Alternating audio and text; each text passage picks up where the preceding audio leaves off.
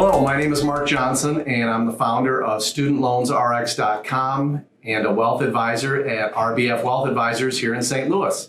Thank you so much for joining today's webinar.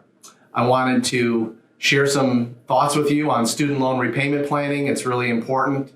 We've got this huge crisis out there in America today, $1.6 trillion and counting in student loan debt. And so there's a huge need out there for students and those soon to graduate and those that have already graduated with large amounts of student loan debt to make sure that they have a plan in place to address that in the most efficient and cost-effective manner. And so that's what we do here. And so I wanted to thank you again for joining the webinar, and I want to share with you kind of what our goals are for today. So the title of today's presentation is Smart Strategies for Student Loan Repayment. And the objectives for today's workshop is I want to make the case that early and comprehensive planning is really, really important to the long-term success of your student loan repayment strategy. Since we're coming from a wealth accumulation and a wealth management perspective as opposed to a debt management perspective, we recommend that you use your student loan repayment strategy as part of an overall financial plan, that you do not just look at your student loan repayment as an isolated financial event in your life, because it's not an isolated event. If you've got $300,000, $400,000, $500,000 of student loan debt or more, your student loan repayment strategy is probably going to be the single largest item on your balance sheet, at least in those first few years out of school. And so to think that you should create a plan for your student loans and then a separate plan for your other personal financial matters doesn't make sense to us when looking at things from a wealth management standpoint. I also want to encourage those that are coming up upon graduation here shortly, that might be in the next year or so, to not waste your 6-month grace period. Once you graduate school, you get 6 months before you have to start making payments on your federal student loans. If you had $300,000 in student loan debt at 6% interest rate, that's $9,000 of additional interest accrued during that 6-month grace period. In my work with clients, that is completely unnecessary in many, many cases. And so what I encourage you to do is to calculate what the daily interest is accruing on your student loans and use that as a motivator to get a plan in place before you even graduate. And if you need help, that's what we're here to help you with. And then also, obviously, selfishly, I'm going to encourage you to work with a professional who has experience not only in student loan repayment planning, but in all other financial matters like budgeting, cash flow planning, insurance planning, and investment planning, because pulling one plan together in a comprehensive plan is really important. So a little bit about myself and how I got into this. First of all, I'm a wealth advisor based here in St. Louis, Missouri, married with 5 kids. My wife's a nurse. I spent a little bit of time in the United States Air Force, stationed over in Germany, University of Minnesota and Maryland. I've been in the investment industry since 1991. I'm licensed for investments as well as insurance licensed across many, many states. I'm involved in the local community here in St. Louis. I'm on the board of the Friends of the St. Louis University Liver Center. We raise funds for liver research and patient education and advocacy. Also on the board of the St. Louis Ambassadors, which is a fun organization. I also work with the Prayer Breakfast for Greater St. Louis, and I've taught the Dave Ramsey Financial Peace University at my place of worship for a number of years, in addition to some other things here in the community. Lived in St. Louis about the last 25 years, so that's kind of a little bit about me. Work with RBF Wealth Advisors. Our firm is coming up on 35 years. We have over $400 million in assets under management at the firm. We're an independent investment advisory organization, which basically means I don't have any sales quotas. I don't have to push any particular product. We're a fiduciary, which means that we have to give advice based on the best interests of our clients. That's a higher level of licensure across the financial advisory industry. We are offering independent and objective advice. We want to get to know our clients very, very well so that the advice that we give them obviously works out to their best advantage over time. Our fees are very competitive and transparent, and so we got started in the student loan planning space a few years ago. I got invited to do a lunch and learn with a group of orthodontic residents here in St. Louis. Went in there and did a presentation and talked about investments, insurance planning, and the importance of creating a budget as they were exiting residency. Almost 50% of that graduating class wanted to visit with us one-on-one to talk about investing after graduation. And when we started to understand what their personal situations were, I had no idea that these graduates from orthodontic residency could graduate with between $400,000 and $700,000 in student loan debt. It just totally blew me away. And so we decided that we would see if we could find some resources to help them, because I asked them about what resources were available to help them. I thought this was a pretty monumental financial planning task to address $400,000 to $700,000 in student loan debt. And their response to me was, well, we basically have to figure this out on our own. I didn't think that sounded like a good strategy. They had no financial experience. To my knowledge, none of them had ever taken a finance class or knew anything other than how to apply for student loans. The financial aid office at the school would help them do that, but there wasn't a whole lot of advice on what to do post-graduation. So I went about trying to find some resources that I could direct these graduates to. And as it turns out, what I saw out there, this is several years ago now, I wasn't impressed with. The approach many were taking was from a debt management standpoint as opposed to a wealth accumulation or wealth management standpoint. As a wealth advisor, I thought that was more important. And so because we couldn't find any resources out there that I felt comfortable referring clients to, we decided that we would add this service to our list of services that we provide our clients. And we spent the next couple of years really understanding the student loan marketplace, the different repayment options that were out there for students, both through the federal government and through the private lenders. And so for the last number of years, we've helped dozens of professionals, primarily in the dental and medical space, put together comprehensive plans to address their student loan debt. And it's totally changed our business. I've got a couple of partners at the firm that help me with that, and then obviously supporting staff. And it's really exciting working with young professionals and helping them address this really important need that they have coming right out of school. And so you're familiar with the marketplace. There's about $1.6 trillion in student loan debt that's out there. 40% of it is held by graduate level debt. 10% roughly is in default today. Average student loan debt for a doctor coming out of medical school is just under $200,000 at $183,000. Dentists are a little bit higher, $250,000. And our average client has about $400,000 in student loan debt. We have clients everywhere from $150,000 in student loan debt all the way up to $1 million in student loan debt for one individual, if you can imagine that. And so our goal is to really help our clients put together that comprehensive plan to address that. Early and comprehensive planning is really important. And that is, if there's not one takeaway from today's webinar, I just want to encourage you to get putting together your plan. If you're still in school or residency, that 6 to 8 months before graduation, as you're reviewing your job offers, that's really the optimal time to start thinking about your student loan repayment plan. You can go to our website, StudentLoansRx.com, and if you click on the Get Started button right up in the top right-hand corner of the website, Get Started button, it'll take you to our needs assessment.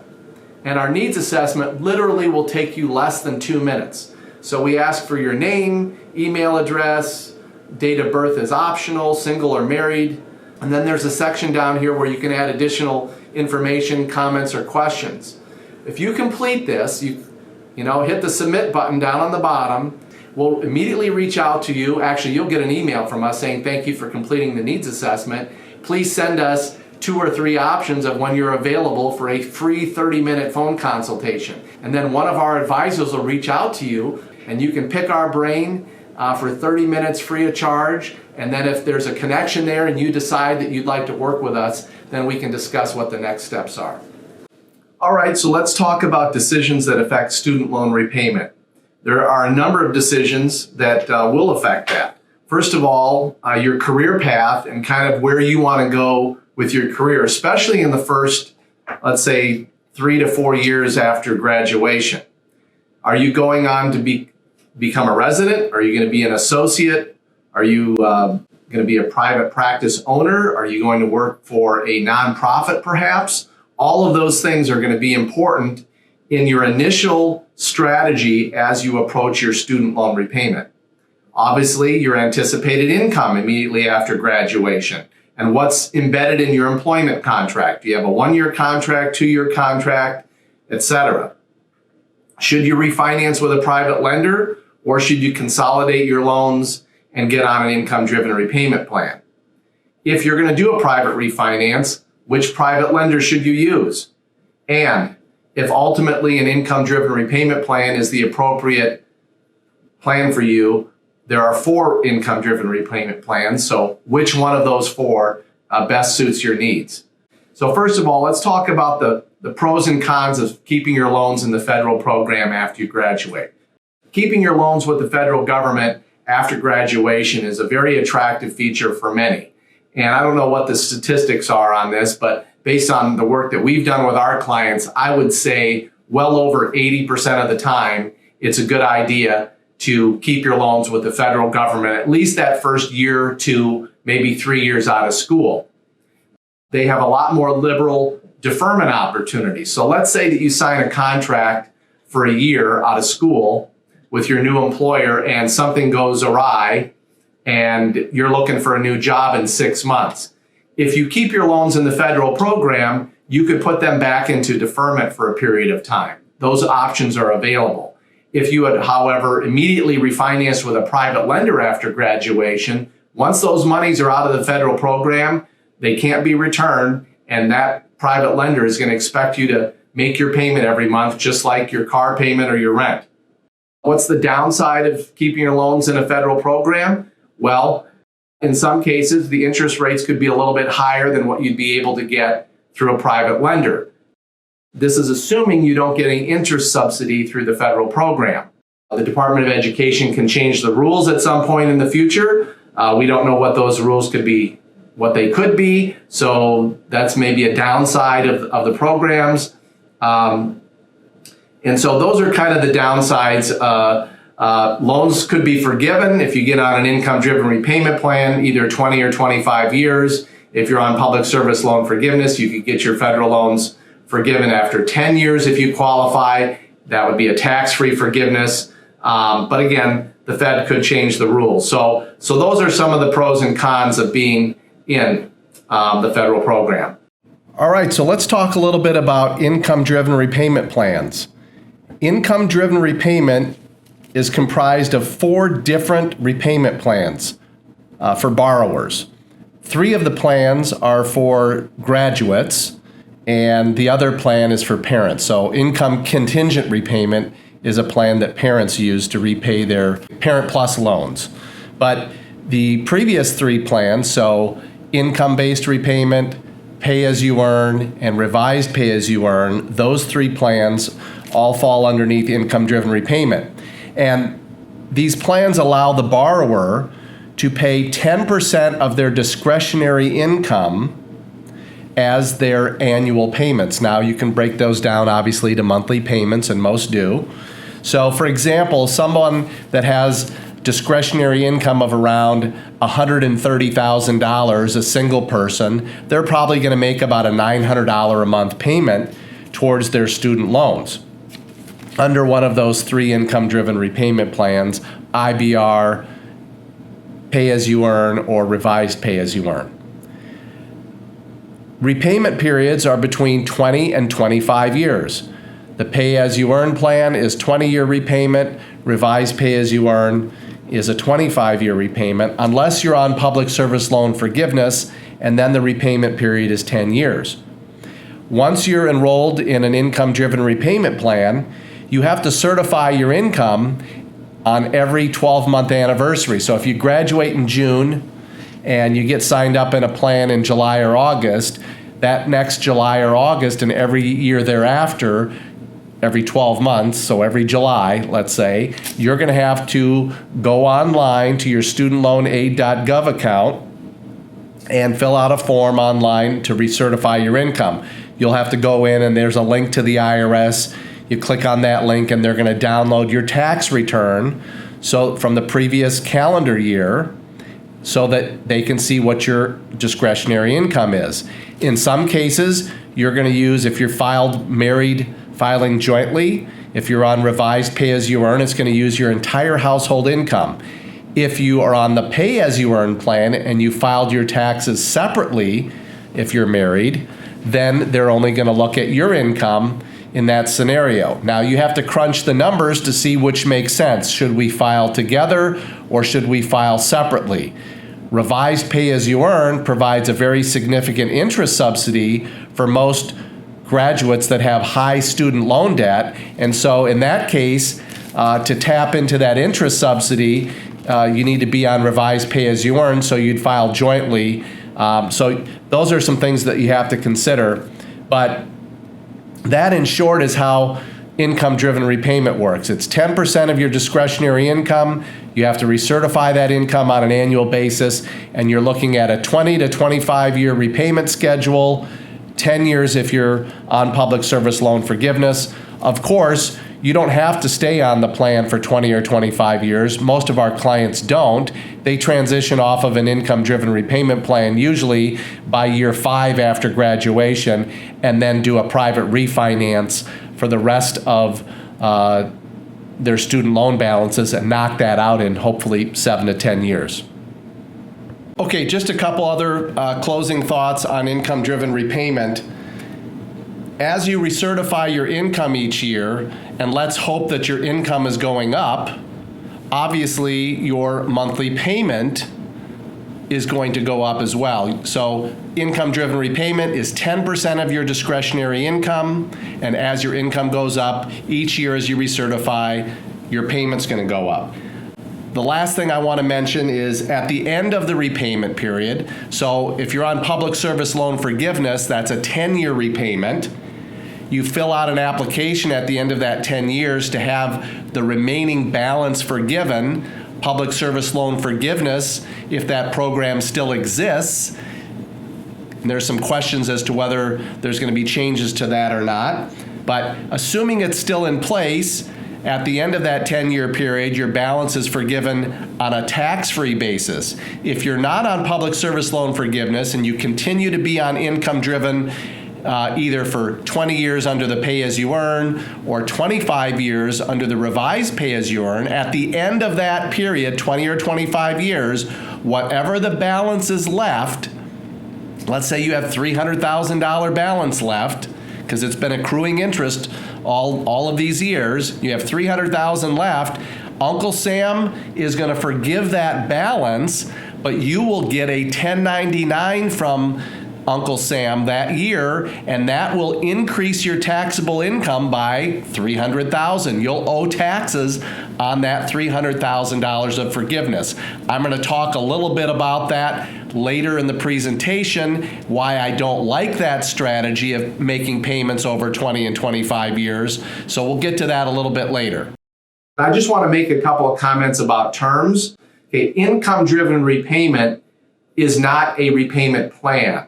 It is the larger program under which these 4 plans exist. So pay-as-you-earn, revised pay-as-you-earn, income contingent repayment, and income-based repayment. Those are all 4 income-driven repayment plans, okay? Sometimes people say, well, I'm on an income-based repayment. I'm like, well, are you sure you're on income-based repayment? They say, well, it's pay-as-you-earn. I said, okay, well, you're on pay-as-you-earn. Income-based repayment is a separate plan. So just to make sure that you understand the terms, sometimes when you call your loan servicer, they'll even mix and match these terms, and it can be a little bit confusing. So I really want to focus on pay-as-you-earn and revised pay-as-you-earn. Those are the 2 that I see most often used. Now, pay as you earn, I often see misused. And let me tell you why. So you call up your loan servicer and say, I've graduated, my loans are in the grace period, and I'm ready to get going on repaying my student loan debt. They're going to ask you about 6 or 8 questions, and they're going to help guide you towards the appropriate plan. And this is where things go awry. They should not be guiding anybody because they don't know how much, they don't ask enough questions, in my opinion, to be giving any advice on student loan repayment. So for example, think this is a question for you. If an income-driven repayment plan is appropriate for you and the payment amount is going to be exactly the same, do you want to set up your plan over 20 years or 25 years? So without me giving you any additional information, just answer that question in your head. Most people come back and say, let's go with the 20-year plan. And from there, the loan servicers say, okay. And they sign you up for the 20-year plan, which is the pay-as-you-earn plan. Revised pay-as-you-earn, if you're a graduate level professional, if you went to grad school, became a dentist or a doctor, etc., pharmacist, veterinarian, so you graduated from grad school, revised pay-as-you-earn is a 25-year plan. So I see a lot of students graduating, calling their loan servicer, and they get put on the pay-as-you-earn plan. The pay-as-you-earn plan provides almost no interest subsidy. I'll talk about what interest subsidy is in a minute. On the other hand, the revised pay-as-you-earn provides a very robust interest subsidy for most graduates, up to 50%. So let's say you graduate with 6.5% interest rate on your federal loans. In many cases, in the first year out of school, you're going to qualify for up to a 50% reduction in your interest accumulation for that next 12 months under the revised pay-as-you-earn. Because the revised pay-as-you-earn plan provides an interest subsidy on both subsidized loans, up to 100% for the first 3 years, and on unsubsidized loans, which is the bulk of graduate loans. So if you went to dental school or medical school, or residency on top of school, dental or medical school, probably 80-90% of your loans are unsubsidized. And you can get up to a 50% reduction in your interest rate in that first year or so out of school. So I really encourage folks, if you're going to do this yourself, really put in some time to understand the difference between revised pay-as-you-earn and pay-as-you-earn, and don't let the loan servicer direct you to pay-as-you-earn unless you truly understand the financials, because you're not going to be getting much of an interest subsidy on pay-as-you-earn. So you can go to our website, StudentLoansRx.com, and if you click on the Get Started button, it'll take you to our needs assessment. And our needs assessment literally will take you less than 2 minutes.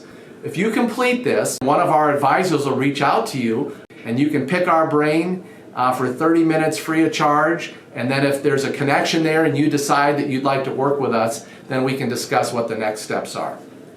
Okay, let's talk a little bit about public service loan forgiveness. So public service loan forgiveness, first of all, you have to go work at a qualifying facility, and that's important, qualifying facility, and you have to make payments for 120 months, so roughly 10 years. There can be a break-in service. You could work for 5 years for a qualified employer, take a year off, go back and work another 5 years, and theoretically you should qualify. Now I will tell you, last October of 2018, was the first 10-year period since this program started. And over 90% of those that applied to have their loans forgiven, they thought they made their 120 qualifying payments. Over 90% did not qualify. Much of it was because of paperwork. Once a year, you're required to submit an employer certification. You get HR to sign off that you've been there and that they're a qualifying facility. Sometimes they didn't know that they had fallen out of qualification. There's different rules associated with whether the facility is qualified or not. In many cases, they have to serve a certain percentage of their work has to be for a qualified demographic. They have to serve so many people that are under the poverty line, et cetera. And they have to recertify their qualification status every so often. So some of these organizations had not done that, even though the HR person signed off on the form. As it turns out, when the Department of Education did their research, this employer had fallen out of qualification.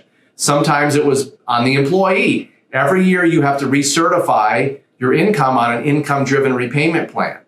And so in many cases, some folks did not do that. And so there was a number of reasons why, but I want to encourage you to really stay on top of this. Get your paperwork in on an annual basis, recertify your income-driven repayment plan, because public service loan forgiveness requires you to be on an income-driven repayment plan. And so you want to make sure you're not only on the plan, but you're recertifying your income on an annual basis. But public service loan forgiveness, I think I saw a statistic that said roughly 30 or 40% of medical doctors apply for public service loan forgiveness. You can even do that in some cases while you're in residency. So this is something that can be really good. On $400,000 of student loan debt, let's say somebody was going to start, their starting income was $130,000 out of school or residency, and they signed up for public service loan forgiveness, and they worked at that employer for 10 years, and they had $400,000 of student loan debt at the front end. So interest is going to accrue while you're on the public service loan forgiveness program, because your 10% of your income, which is income driven, is not really going to even cover the interest, at least in the first few years, on $130,000 of income. So your student loan balance is actually going to grow. And at the end of that 10 years, assuming about a 3.5% raise in income over that period of time, you're still going to be left with about $400,000 in student loan debt. Public service loan forgiveness is going to forgive that, and there's no tax consequences for that forgiveness. Okay?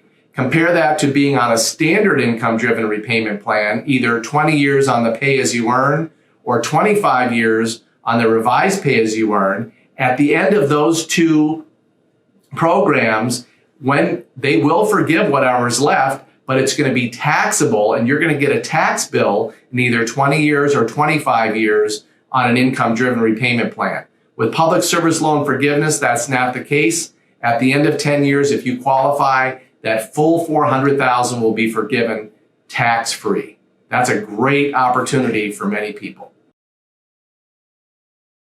So you can go to our website, StudentLoansRx.com, and if you click on the Get Started button, it'll take you to our needs assessment. And our needs assessment literally will take you less than 2 minutes. If you complete this, one of our advisors will reach out to you, and you can pick our brain for 30 minutes free of charge. And then if there's a connection there and you decide that you'd like to work with us, then we can discuss what the next steps are. Okay, so in addition to public service loan forgiveness program, which again I think is a great program, there are a number of other student loan forgiveness programs that are out there. So the National Health Service Corp has a couple different programs. One of them, Students to Service program, is very popular. If you're going into public service, you can double dip even. Some states have different programs. The Indian Health Service has some great programs. The U.S. military has great programs. I was in the Air Force, so there you go. You see the Air Force logo there, but the different branches of the military have other forgiveness programs. So what I encourage you to do is to really just take a look at what your options are.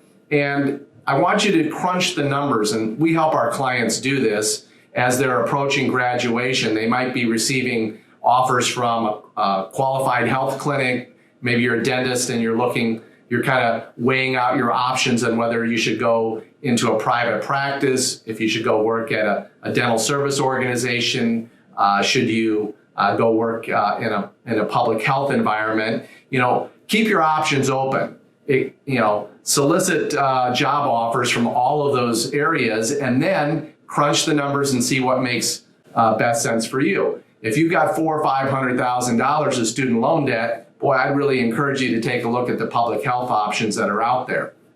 Some states, I've heard some clients tell me, particularly in the dental professional, that working in public health, sometimes you don't get to do all the procedures that you would get to do if you worked in a private practice or in a dental service organization. But that depends on the state.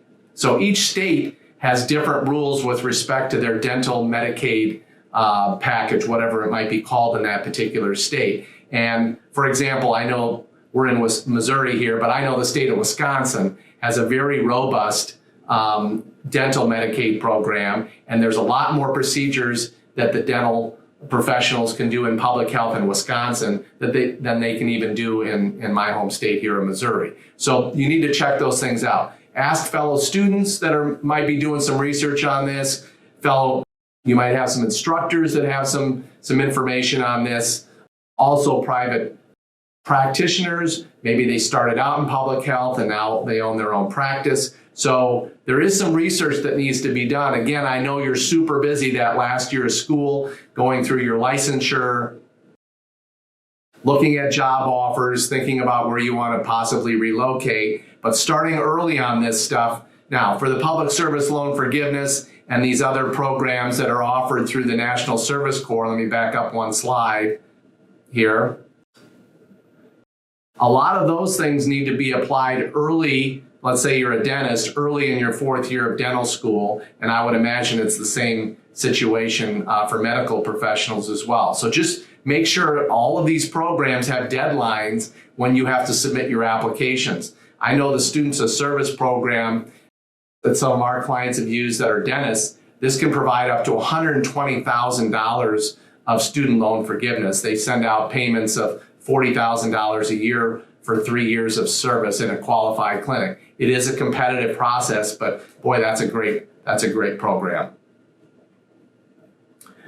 So let me talk a little bit about private refinance and who should consider doing a private refinance. And I'll tell you up front that you're going to be inundated and barraged by a number of these providers. Somehow they're going to get your email address and you're going to be sent a bunch of advertisements to refinance your student loans immediately out of school. And based on my work with our clients that we've helped, dozens and dozens put together comprehensive plans around their student loan debt, well over 90% of the time, it is not a good idea to refinance with a private lender immediately out of school. And the reason is because there are so many good deferral opportunities and income-driven repayment opportunities within the federal program. But let's talk about who it might be appropriate for immediately after school. And then maybe 3 or 4 years out of school, the bulk of our clients refinance with a private lender once they're established in their career and their income is maybe up a little bit. They've purchased that first home, they've got some emergency savings, and they're in a position then to go out and absorb a payment of maybe $2,500 to $4,000 a month. Okay, I know that sounds like a lot, but if you got $400,000 or $500,000 in student loan debt, that's what your payment is ultimately going to be once you do a private refinance. Most private lenders are only going to extend your payments out over 15 years. Okay, so usually it takes 2 or 3 years to get yourself in a financial position to do that. And so that's why, generally speaking, when I'm visiting with our clients, I'm not recommending a private refinance out of school immediately. But let's talk a little bit about who it might be appropriate for. So first of all, an associate or somebody starting out that has a really good starting income, or maybe there's 2 incomes in the household. Maybe only one person has student loan debt, and let's say their household income is over $200,000, maybe $300,000. Somebody that maybe has a small student loan balance, I would say $50,000, maybe $100,000 or less, and you don't really qualify for much interest subsidy on an income-driven repayment plan. Again, maybe you have 2 incomes in the household, so maybe then a private refinance makes sense. A private refinance, really what you're trying to accomplish with a private refinance is get the absolute lowest interest rate over the period of time that you're looking for, okay? if you qualify for an interest subsidy in the first couple of years out of dental school or medical school, let's say you're even in residency, then it doesn't really make sense to go out and get a private refinance. Let's say you could get a private refinance at 4 and lock that in for 15 years, or you could get on an income-driven repayment plan for a couple of years while you're out of school or in residency. And let's say the effective rate of your student loans with the subsidy is around 4%, then it probably wouldn't make sense to move those monies out of the federal program. You get the opportunity every year to recertify. So maybe the next year you would recertify, you take a look at and see where interest rates are. Right now, interest rates have been actually coming down. Okay, so it might make sense to look at that a little more closely year after year when you're on an income-driven repayment plan. But while I'm not a forecaster of interest rates, I don't see interest rates going up significantly over the next couple of years. We've had a nice bull market in the stock market. The economy's been really strong. We're more likely to enter a recession in the next couple of years. And in those cases, the Federal Reserve typically lowers interest rates. So I think that interest rates are going to stay low for quite a while. That's just an opinion.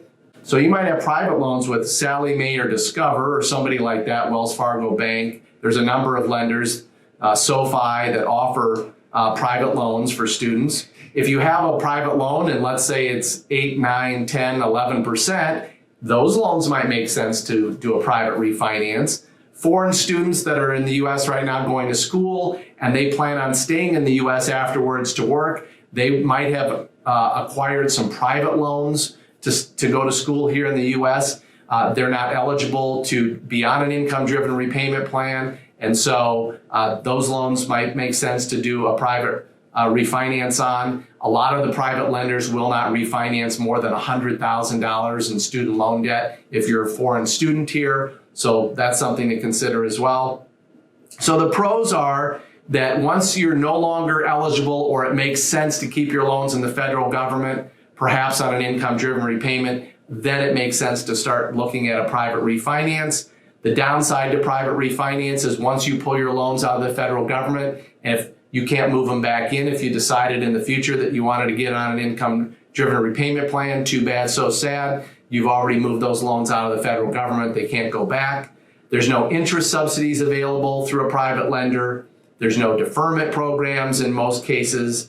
And so the other thing I'll point out on private refinance is make lenders compete for your business. Okay, you're going to be getting a lot of offers via email. Don't accept the initial offer. What we typically do with our clients is we work with our clients and have them complete 2 or 3 online applications. And when we start getting a couple offers back, we will have, so let's say we get lender A comes back with a 4.5% rate and lender B comes back with a 4% rate. So we would send lender A an email and say, lender B gave us a 4% rate. You've got 48 hours to come back and beat that offer. And we'll play that game for a week or so until we know we've got the absolute lowest rate we possibly can get over the term, the number of years that we want to make that payment. Taking a week or so to do that and to get them to compete for your business. And don't be suckered in by sign with us today and you get a $500 bonus. Okay, a $500 bonus may sound attractive. Let's say you've got a $500,000 student loan balance. Getting a 0.25%, so a 0.25% lower rate, is $1,250 just in the first year. So, and then the second year, by having a 0.25% lower rate, you might save yourself $1,100 and so forth, as long as your principal's coming down. So a $500 one-time bonus is not very attractive. And that's kind of the old, sign up with us and you get a free toaster, okay? You shouldn't be signing up at a bank to get a free toaster, and you shouldn't be signing up for a private lender because they offer you a $500 bonus. Now, if that lender gives you the absolute lowest rate and they give you a $500 signing bonus, fantastic. But don't be suckered in by just a $500 signing bonus. Here are some of the major lenders that are out there. Dental professionals, I really like Laurel Road in many cases. They currently offer a 0.25% discount if you're a member of the American Dental Association. Credible is a pretty good, this is kind of like Travelocity only for student loans. So you put in your profile in Credible and they go out and search to find the lowest rate for you. Another really, really competitive bank right now for private refinances is First Republic. First Republic only offers private refinancing in certain states. They're out on the West Coast primarily. They've got some locations, I think, in California, the Pacific Northwest. I think they might have a location in Texas. But we help our clients search for all of this to find the lowest possible rate. So I want to transition now. We kind of started at 50,000. I kind of plateaued at about 25,000, and now I want to get into maybe the 3,000 to 5,000 foot level. I want to get a little bit deeper into some of the strategies that you might consider when you're approaching your student loan debt. And again, this is in the context of an overall financial plan. So we're looking at your career path. Where do you see yourself in your career path in 3 to 5 years? Do you want to be a practice owner? Are you going to start out working in public health for 10 years and then want to be able to buy a practice after that? And so when we put together a plan for our clients, we are asking questions like, where do you see yourself in 3 years, 5 years, and 10 years? Because that's how a plan should be put together, not what is my lowest payment over the next 12 months. Okay, that should be maybe a consideration, but we're really trying to help you put together a plan for the long term and I'll put enough flexibility in the plan that we can navigate some short-term decisions that need to be made. So let's dive into the 3 primary plans. So the first one is, want to pay off my debt as quickly as possible. So what might that look like? Well, it might look like that, let's say you've got 2 incomes in the household, you make a nice household income, that we do a private refinance within the first couple of years, not necessarily year 1, but we get ourselves in a position to do a private refinance within the first 2 or 3 years out of school, and you make, maybe you make even double payments. And I've got many clients that are doing this. We set them up on a 15-year repayment, and they're making double payments with the goal of paying off student loan debt in 7 years. So what would you need to do in your personal finances to accomplish that? Well, first of all, you might delay starting a practice. Because you have to qualify to get a 15-year repayment, you may not be able to also go out and get $1 million loan to buy a practice. Okay? You might delay the purchase of a new home, and you might delay the purchase of that Lexus, $45,000 Lexus that you've had your eye on the last 2 years. So this is all about finances, is all about priorities. What is the priority here? If you want to pay your student loan debt off as quickly as possible, then you're not going to be able to do all of the other things that you might like to do. And you have to weigh that against each other. What is more important? Paying off student loan debt. Now, obviously, you're going to be able to upgrade your lifestyle from dental or medical school or residency, right? Because now you're going to have an income. So you're going to be able to live better after graduation. But if your goal is to repay student loan debt as quickly as possible, you will need to make some sacrifices in your consumer spending in order to accomplish that. We help you put together a plan that makes sense for you. The second strategy, I want to position myself to buy a practice as quickly as possible. And I will tell you, at least for the dental professionals that I work with, that putting yourself in a position to be a practice owner as quickly as possible after graduation is really, in my view, the best student loan repayment strategy. Business owners get paid more than employees. Everybody knows that. Bank of America or another lender is not going to loan you $1 million to buy a practice unless they've done their due diligence and they think this cash flow they think this practice is going to cash flow properly. So getting yourself in a position to buy a practice as quickly as possible, I'm an entrepreneur, I think is a great idea. You guys are disciplined, you're hardworking, you follow directions, or you wouldn't have made it through dental school or residency or medical school, you can learn everything you need to learn to run a practice within the first 12 to 18 months of doing it.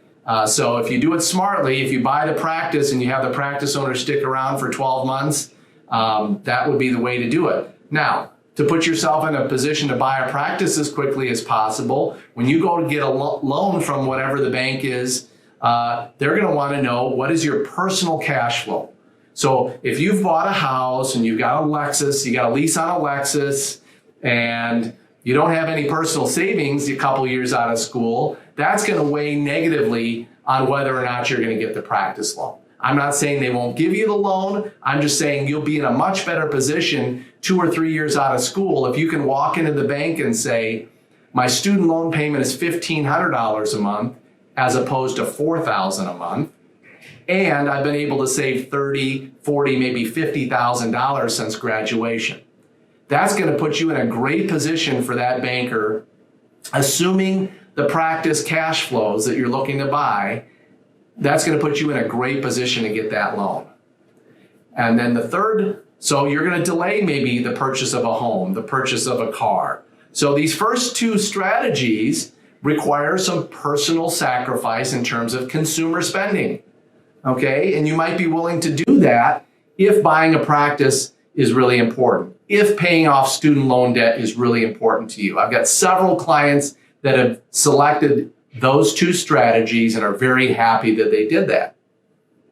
I also, our very first client that we helped 5 years ago, orthodontist, graduated from residency, paid off $400,000 in student loan debt in 4 years.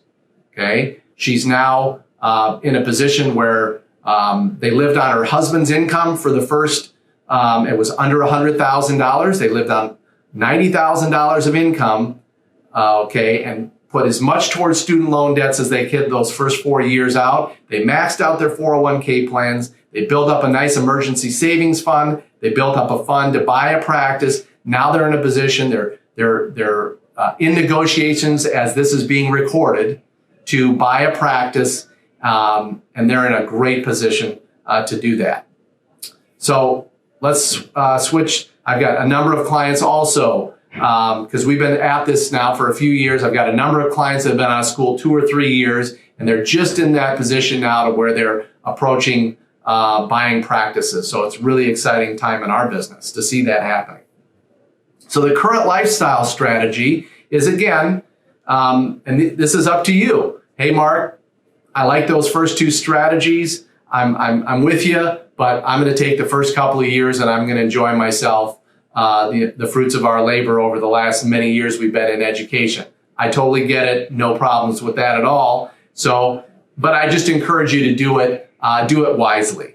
And so one of those things that you might do is take a look at starting your saving and investing plan so that you can get some money in your Roth IRAs while you're the first couple of years out of school. Book some trips, have some fun, but have a plan. I still encourage you to put together a financial plan. Make sure you've got your wealth foundation, so you've got the appropriate levels of insurance. Okay, you can still upgrade your lifestyle from graduation or residency and start making some progress towards a successful financial plan, even while having fun. So you can go to our website, StudentLoansRx.com, and if you click on the Get Started button, it'll take you to our needs assessment. And our needs assessment literally will take you less than 2 minutes. If you complete this, one of our advisors will reach out to you, and you can pick our brain for 30 minutes free of charge. And then if there's a connection there and you decide that you'd like to work with us, then we can discuss what the next steps are. Okay, last strategy I want to talk about briefly. I'm not going to spend a ton of time on it because I don't like it. So I was in the military for a few years, and one of the things that I learned in my military experience is to have a respect for bombs and to avoid them as often as possible. Okay, and so whoever came up with the name of this strategy, tax bomb, I think they should have come up with a different name and title for this, because if you're like me, you want to avoid bombs as much as possible. So let me tell you about what the tax bomb strategy suggests. And I will concede that it does look great on a spreadsheet. Okay, so if you've visited with some of my competitors, or if you've gone online and you've heard about the tax bomb strategy, there's some videos out there on it, and I will tell you, it is compelling. It does look great on a spreadsheet. But what I will tell you is that life is not linear, and you can't put life on a spreadsheet. And because you can't put life on a spreadsheet, life throws a lot of curveballs, right? And you cannot plan for a 25-year strategy based on what your life looks like today at graduation. There needs to be enough flexibility put into your plan to accommodate the curveballs that life will throw at you. So let's talk a little bit about what the strategy is. So the strategy suggests that you get on an income-driven repayment plan either for 20 or 25 years. If it was on the pay plan, it'd be 20 years. If it's revised pay-as-you-earn, it's 25 years. You make a 10% income-driven repayment, as we've discussed, is 10% of your discretionary income. And every year you have to recertify your income. And that's based on your income, your household size, etc. So as you go recertify your income, if your income's going up, each year your payment is going to go up a little bit. But essentially, all you're making is a 10% of your discretionary income payment over this 20 or 25 year period of time. And on a spreadsheet it says then whatever's left at the end of that 20 or 25 years, let's just say for a number it's $200,000. So $200,000 then would be forgiven at the end, but that $200,000 you'd be responsible for paying taxes on it that year. So let's fast forward 20 years. It's 2039, okay, and now you have an income. Let's say you have an income of 200,000. I'm going to bump that up. Let's say you have an income of 300,000, and now you had 200,000 of student loans forgiven. So in that year of 2039, you're going to have to report 500,000 of income. So your income is going to be, your tax liability is going to be based on 500,000 of income. And so you're going to have to pay taxes. Now, perhaps you've planned for this. Perhaps you've set aside a savings account and you've put money in it each year to come up with that tax bill in 2039. Okay? So let me ask you about this account that's set up. Are you telling me you're never going to touch that money? So a tree falls on your house and you got to come up with $10,000 because your insurance isn't adequate. Or if someone gets sick in your family and medical insurance doesn't cover all the co-pays, maybe you have an 80-20 plan and you're responsible for 20%. So how secure is this account that you're saving for these taxes 20, 25 years from now? Is it in a lockbox? Are you going to have the discipline to not touch it no matter what? So think about that. 20 or 25 years. There's, in my case, maybe there's some consumer item that I want to spend money on.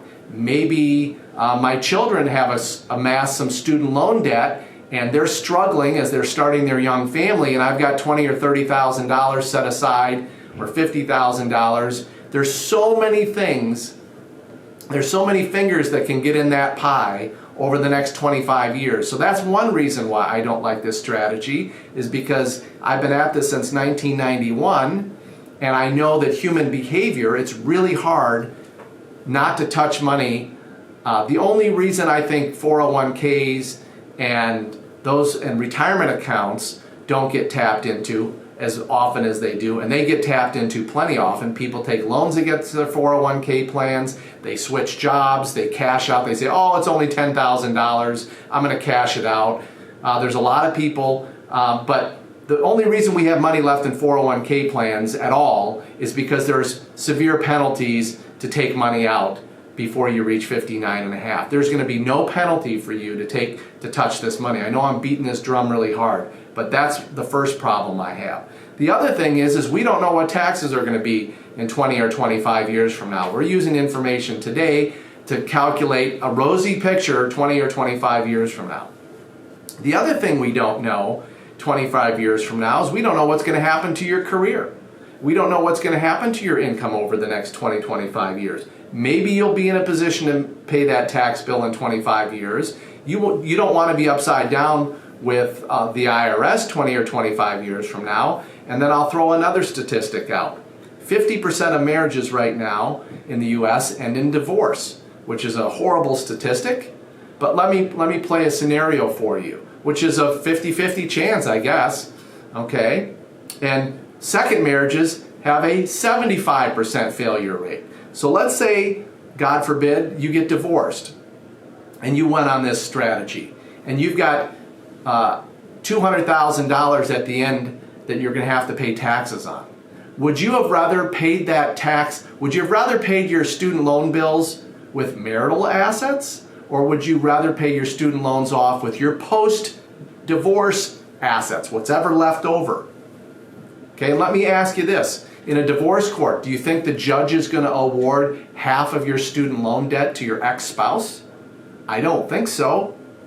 So, for many reasons unseen, but that could likely happen, divorce is a 50-50 proposition right now, maybe that will improve over the next 20 or 25 years. I hope that it does. But for all of those reasons, the curveballs that life can throw at us, the times we actually step, sometimes we can be knuckleheads and we can step in front of the curveball or the fastball, right? We make mistakes. For all of those reasons, I am not an advocate for the tax bomb strategy. I would rather help my clients put together a plan to repay their student loan debt in a 7 to 10 year period of time, get it knocked off, not have a burden put on your shoulders that you're going to have to deal with the IRS 20 or 25 years from now. Now again, I will tell you, this strategy does look good on a spreadsheet, and I'm sure that there will be a number of comments by maybe some of my competitors disputing what I've just said to you, but maybe they don't have as much life experience as I do, or maybe they haven't been at this since 1991, visiting with clients about their financial affairs. But with nearly 30 years of experience in this business, I'm not an advocate for this strategy. Okay, so enough on that. But you get to decide. So what are some other pieces that are going to be important to rounding out your financial plan? As we talked about, you want to make sure you've got some insurance planning. How much do I need? Which carrier? So disability insurance, professional liability insurance, life insurance. I could add health insurance to this. Most people are going to have health insurance still provided through their employer. If you're a business owner, you can go out to the marketplace. There's a number of options available for you. Investment planning, most of our clients are going to start funding their Roth IRAs right out of school or while they're in residency. And so, again, we believe in a multifaceted plan, a comprehensive plan, which means you're going to be starting to save and invest immediately upon graduation. Most of our clients hire us to be their investment manager after we put together a financial plan for them, and they're investing within 3 to 6 months after graduation. And then estate planning, if you're married, you have kids, we are going to advise you to get things like a will, perhaps even a trust set up so that your family's protected in the case something happens. So these are all the pieces that are really important. You take a look at bringing it all together into a comprehensive financial plan. That's what we advocate. That's, we think, what the best approach is. Not just isolating your student loans as some one-off financial planning issue, because it's not a one-off. Whatever you're paying towards student loans can't be going towards investing, can't be going towards investing in your practice, can't be going towards a home mortgage or those types of things. So that's why we believe creating a comprehensive, holistic plan around your student loan debt is critically important. So what are some of your next steps? First of all, hopefully you've stayed on for the length of this. You probably have a lot of questions, and we're happy to help answer some of those questions for you. So first of all, don't procrastinate. I saw a statistic that said over 70% of graduate level professionals, as they come out of school, utilize their entire 6-month grace period. So on a $300,000 student loan at 6%, right, that's a $9,000 decision. $9,000 of additional interest accumulated the first 6 months out of school that is probably unnecessary. And so calculate what your daily interest rate is. Calculate what the cost of procrastination is by not putting together a well thought out plan. I'd like to go now to our website. We are a resource for you. So you can go to our website, StudentLoansRx.com. And if you click on the Get Started button right up in the top right-hand corner of the website, Get Started button, it'll take you to our needs assessment. And our needs assessment literally will take you less than 2 minutes. So we ask for your name, email address, date of birth is optional, single or married, the time zone that you're in, if you're in the school or residency program, your anticipated graduation date, what's your anticipated occupation after graduation, career path, are you considering public health, a for-profit employer, are you going to be a practice owner, and then what do you anticipate your household income? The more information that you can put on this, are you in repayment already? And then there's a section down here where you can add additional information, comments, or questions. If you complete this, you hit the submit button down on the bottom. We get this needs assessment in our inbox. We'll immediately reach out to you. Actually, you'll get an email from us saying thank you for completing the needs assessment. Please send us 2 or 3 options of when you're available for a free 30-minute phone consultation. If you don't reply to our email, I'll send you an email out and I'll say, give me 2 or 3 options, and then one of our advisors will reach out to you for a free, no obligation 30-minute phone consultation. Okay, some of my competitors are going to charge you anywhere from $350 to $500 for an hour consultation. Okay, so we give you a free 30-minute consultation, and you can pick our brain for 30 minutes free of charge, and then if there's a connection there and you decide that you'd like to work with us, then we can discuss what the next steps are. After that, if you decide that you want to work with us, okay, we will send you a sample financial planning agreement. And so our standard planning fee is $949. What do you get by hiring us? You're going to get about 15 hours of our time. We're going to schedule anywhere from 4 to 6 45-minute video sessions. So we're not going to just tell you what to do or advise you on what to do. We're going to actually help you do it. Okay? A lot of my competitors are just going to tell you what to do. If we have to call your loan servicer and be on hold with you for 45 minutes, unfortunately, we're going to be on hold with you. Okay? If there's background music and we're listening to the background music, we might be texting each other throughout waiting for that 45-minute waiting session. And that's a real-life example of what we do. Okay, so we're going to help you, first of all, we're going to help you evaluate your job offers. If you're still in school or residency and you're starting to get job offers, we're going to help you evaluate your job offers in light of your student loan debt. Okay? Which repayment plan is most likely going to make sense given this offer, etc. We're going to help you create a budget. Once you've signed an employment agreement, we can roughly calculate what your income is going to be. From that point, we can start moving forward with developing a repayment strategy for an initial repayment strategy for right out of school, and say, this is what we would recommend for the first year or so out of school. And then as soon as you graduate, we can help you implement that plan. We'll do a video session, you'll log into your StudentLoans.gov account, and we'll walk you through the entire process. Whether that means a loan consolidation, whether that means enrolling in an income-driven repayment plan, which repayment plan makes sense for you, we help through all of that. Also, we're going to review your employee benefit package. So your last year or so of school or residency, you probably get hounded by a bunch of insurance agents coming in, buying you lunch, pitching you disability or life insurance. Okay?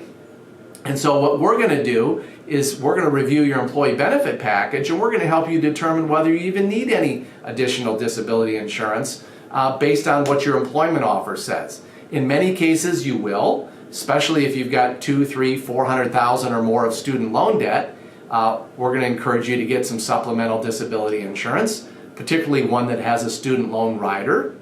And then lastly, we're going to help you put together your investment plan.